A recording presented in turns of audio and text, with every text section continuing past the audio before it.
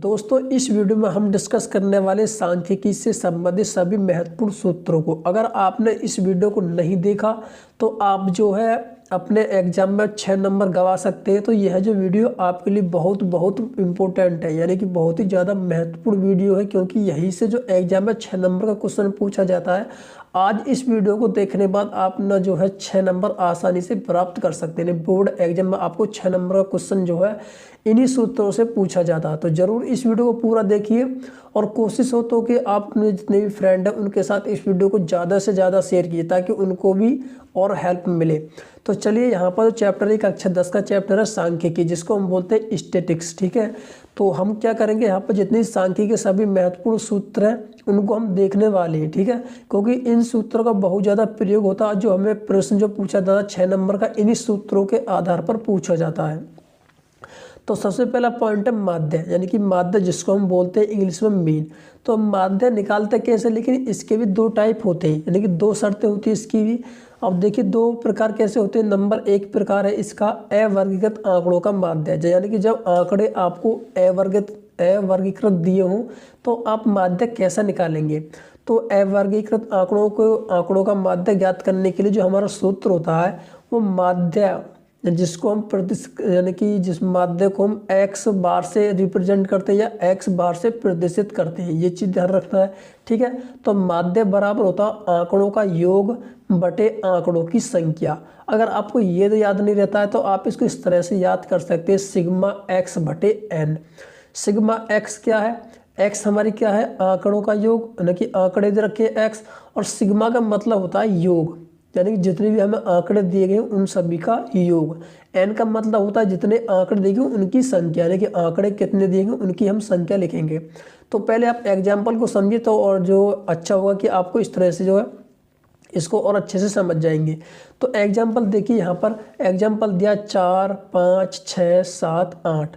आंकड़ा होता क्या है, जो आपको प्रश्न में ये संख्या दी गई वही क्या है, आंकड़े, यानी कि 4, 5, 6, 7, 8, यही क्या है, आंकड़े हैं। ठीक है, तो आंकड़ों का माध्य ज्ञात कीजिए। अब हम क्या करेंगे, इस सूत्र का प्रयोग करके इन आंकड़ों का माध्य ज्ञात करेंगे। तो माध्य बराबर क्या होता है, आंकड़ों का योग या सिग्मा x। सिग्मा का मतलब मैंने आपको बता दिया योग होता है, यानी कि सम।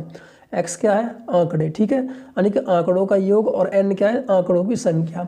तो देखिए हमारे जो आंकड़े रखे 4, 5, 6, 7, 8, तो हमने क्या किया, ऊपर आंकड़ों का योग कर दिया। 4 + 5 + 6 + 7 + 8 लिख दिया। और नीचे ये कितने आंकड़े दिए गए, 1, 2, 3, 4, 5 दिए गए। तो हमने क्या किया, यहाँ पर 5 से भाग कर दिया। तो इन सभी को हमने जो जोड़ा तो हमारा आ गया 30, और हमने भाग कर दिया 5 से। तो जब हमने 5 से भाग कर दिया तो ये 5 से जो है 30 से 6 बार कट गया, तो इसका माध्य कितना आ गया, 6 आ गया।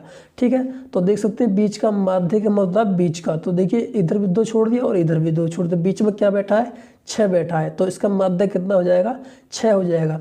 लेकिन कभी कभी होता है कि आंकड़ों की संख्या जब सम होती है तो आप जो है फिर माध्य नहीं निकालने में जो इस तरह से डायरेक्ट नहीं निकाल सकते। जैसे कि यहाँ पर देखिए आंकड़ों की संख्या कितनी है, 1, 2, 3, 4, 5 दे रखी है।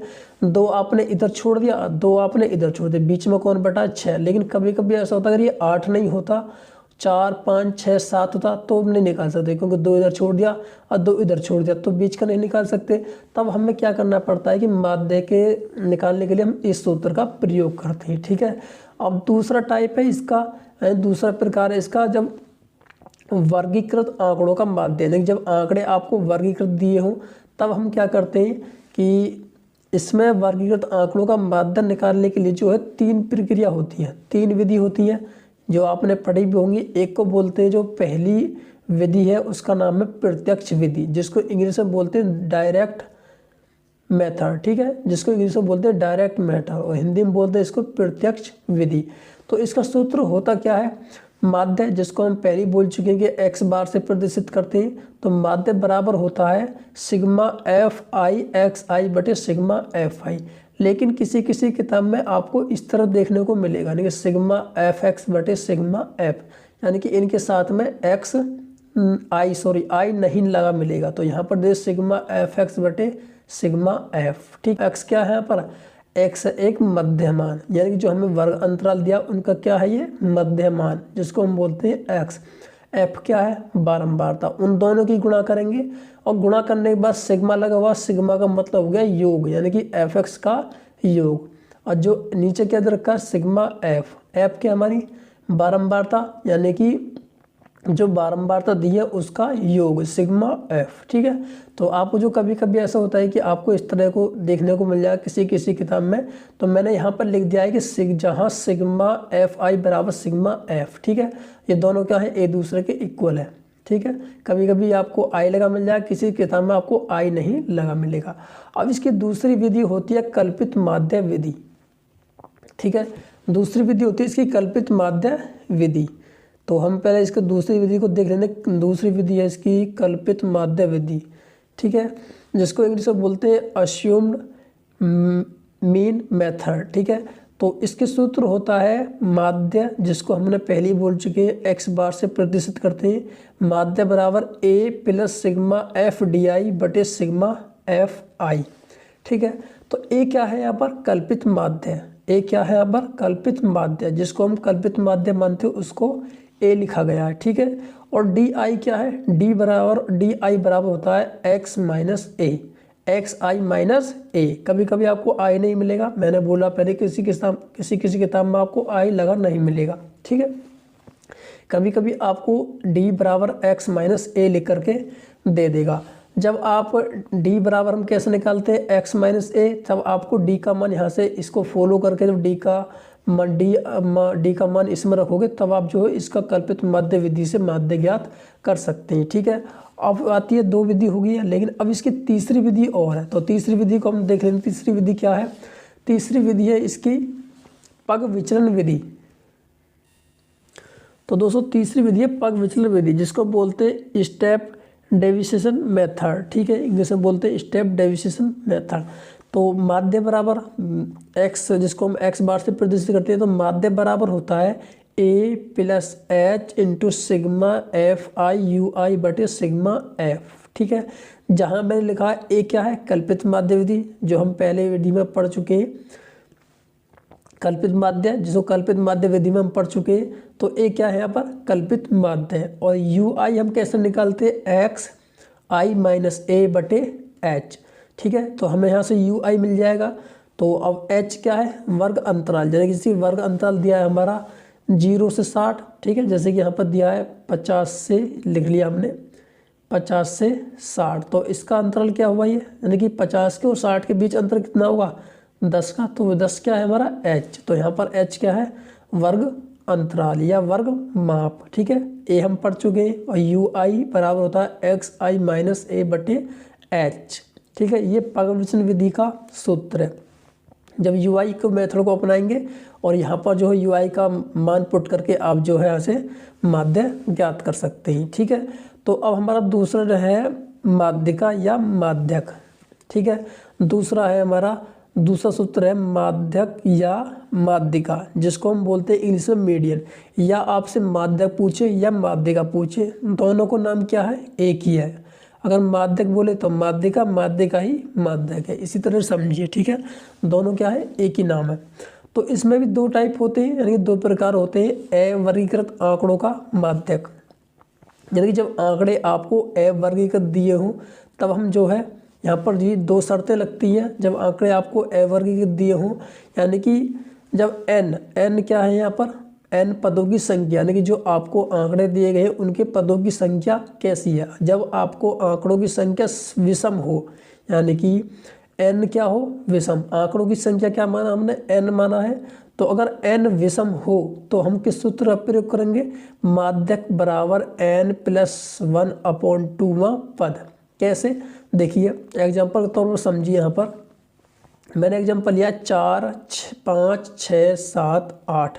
ठीक है, तो पदों की संख्या कैसी है 1 2 3 4 5, 5 पद है, तो n बराबर कितना हो गया 5। 5 क्या है एक विषम संख्या है। ठीक है, तो जब पदों की संख्या विषम हो तो हम इस सूत्र का प्रयोग करेंगे n प्लस 1/2वां पद। तो देखिए अब सूत्र को यहाँ पर प्रयोग करेंगे तो यहाँ पर 1 है, ठीक है। तो n का मान रख लिया हमने 5 और प्लस 1/2वां पद, तो 5 और 1 6 हो गया, 6/2 हो गया, 6/2वां पद। जब 2 से 6 कट जाएगा तो 3वां पद आ जाएगा। तो हम क्या करेंगे, जो आंकड़े दिए पहले उनको आरोही क्रम में लगाएंगे, ठीक है। आरोही क्रम में लगा लेंगे तो तीसरा पद कौन सा होगा, 1 2 3, तो इसका माध्यक कितना हो गया, 6 हो गया, ठीक है। तो इसका आंसर कितना आ गया, 6 हो गया। अब इसकी दूसरी शर्त और होती है, जब n के क्या हो, सम हो। तो यहाँ पर आप देखिए, जब n सम संख्या हो तो कैसे, तो जब n सम हो तो हम सूत्र का प्रयोग करेंगे, माध्यक बराबर होता है n/2वां पद और n/2 + 1 वां पद। कैसे, देखिए मैंने एग्जाम्पल लिखा है कि 1 2 3 4 5 6, ठीक है, ये एग्जाम्पल दिया है। तो माध्यक बराबर होता है 6/2 और देखिए तो यहाँ पर n कितना हो गया, यहाँ पर हम लिख लेते हैं n बराबर हो जाएगा 1 2 3 4 5 6। तो n क्या हो गया, 6। 6 क्या है, एक सम संख्या है। तो हमने क्या किया, इस सूत्र में n का मान रखा, तो पहले निकाल लिया n/2वां पद, फिर निकालेंगे n/2 + 1 वां पद, ठीक है। तो n/2 निकालेंगे, तो n/2वां पद निकालेंगे तो 6 का मान 2 रख दिया और 2 से कट गया ये 3 बार, तो 3 आ गया। 3वां पद क्या होगा, 3। अब फिर निकालेंगे n/2 + 1 वां पद, तो n का मान 6 रख दिया और /2 + 1, तो 2 से 3 बार कट गया, ठीक है, ये 3 बार कट गया, 3 और 1 4, यानी कि 4वां पद। तो 4वां पद क्या हो गया, 1 2 3 4, तो 4 हो गया। तो अब क्या करेंगे, जो हमें दो संख्या मिली है 3 और 4, उनको हम दोनों को जोड़ेंगे और 2 से भाग कर देंगे, यानी कि दोनों का क्या निकाल देंगे, माध्य निकाल देंगे। तो माध्य निकालेंगे, देखिए 3 और 4 कितना होगा, 7, 7/2। या तो आप इसे इतना छोड़ दीजिए या आप उसको 7/7 में 2 से भाग लाएंगे, 2 × 6 और 2 × 5 10, तो कितना आएगा 3.5, ठीक है। और इसका दूसरा टाइप होता है वर्गीकृत आंकड़ों का माध्य, यानी जब आंकड़े आपको वर्गीकृत दिए हो तब हम माध्य के निकालने के लिए इस सूत्र का प्रयोग करेंगे, ठीक है। तो माध्य निकालने के लिए बराबर होता है L + n/2 - CF/F × H, ठीक है। इस सूत्र के बारे में मैंने आपको काफ़ी वीडियो डाली है, अपने वीडियो को आपको या तो लिंक आपको डिस्क्रिप्शन में मिल जाएगा या आप हमारे चैनल पर जाकर के इन वीडियो को देख सकते हैं, ठीक है, कि माध्य कैसे निकालते हैं, बहुलक कैसे बनाते हैं, उन सभी को हमने पहले ही बना दिया है। तो ये अब देखिए, माध्य निकालने के लिए सूत्र होता है, यानी कि L + n/2 - CF/F × H, या गुणा में H। अब यहाँ पर लिखा है कि L क्या है, n/2 क्या है, CF क्या है, F क्या है, H क्या है। हमने इनको सभी को डिटेल में लिखा है यहाँ पर, तो ध्यान से पढ़िए। देखिए, जहाँ L बराबर क्या है, माध्यक वर्ग की निम्न सीमा। निम्न सीमा कैसे, जैसे कि मैंने लिखा यहाँ पर 20 से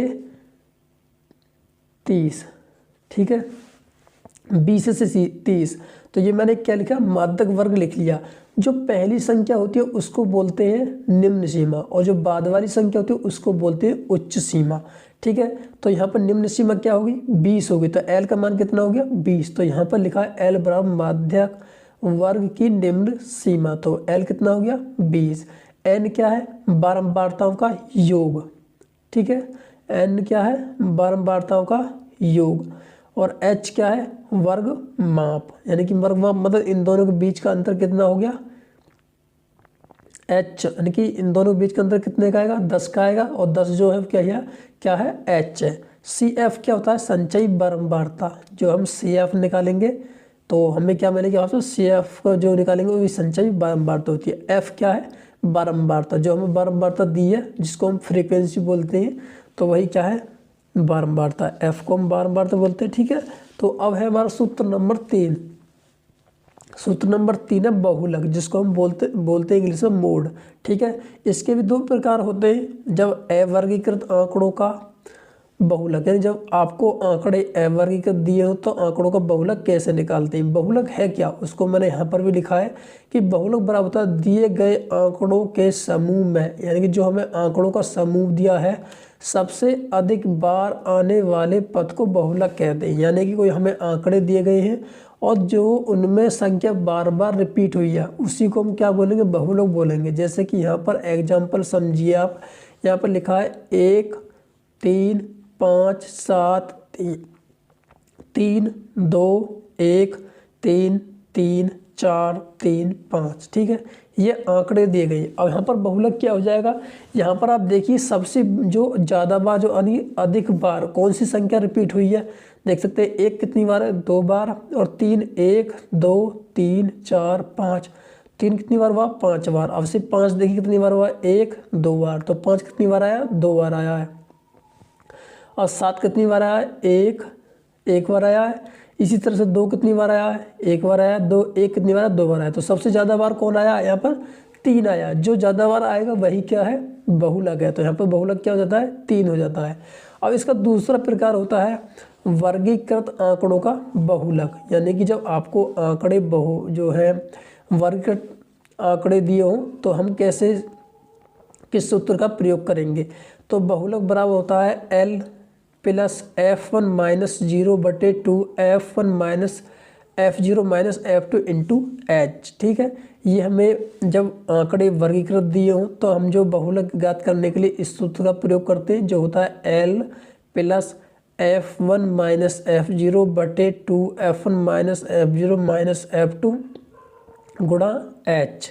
अब यहाँ पर ये L क्या है, F1 क्या है, F0 क्या है, H क्या है और F2 क्या है, इसको हमने यहाँ पर और भी अच्छे से समझने के लिए इन सभी को लिख लिया है। तो जहाँ लिखा है, जहाँ L बराबर क्या होता है, ये हम पहले ही पिछले सूत्र में पढ़ चुके हैं, ठीक है, बहुलक वर्ग की निम्न सीमा, ये आपको मैं पहले ही बता चुका हूँ। F क्या है, बहुलक वर्ग की बारंबारता, ठीक है, जो हम बहुलक निकालेंगे इसके बारे में मैंने पूरा कंप्लीट वीडियो डाला, उसको जाकर के देखिए, आप अच्छे से समझ जाएंगे कि F1 क्या है और F0 क्या है। F0 क्या होता है, बहुलक वर्ग के ठीक पहले की बारंबारता। F2 क्या होता है, बहुलक वर्ग के ठीक, यहाँ पर आएगा ठीक बाद की बारंबारता, ठीक है। और H क्या है, वर्ग माप, इसको मैं पहले ही बता चुका हूँ। तो यही थे कुछ सूत्र जो सांख्यिकी से संबंधित सभी सूत्र जो मैंने आपको इस वीडियो में डिस्कस किए, ठीक है। तो यहीं से आपको जो एग्जाम में जो प्रश्न है वो 6 नंबर का पूछा जाता है। तो ये वीडियो आपके लिए काफ़ी यूजफुल रही होगी। और तो अगर आपको वीडियो पसंद आया तो वीडियो को लाइक कीजिए और ज़्यादा से ज़्यादा इस वीडियो को अपने दोस्तों के साथ शेयर कीजिए, ताकि उनको भी जो है एक अच्छा की हेल्प मिल सके। चलिए फ्रेंड, मिलते हैं अगली वीडियो।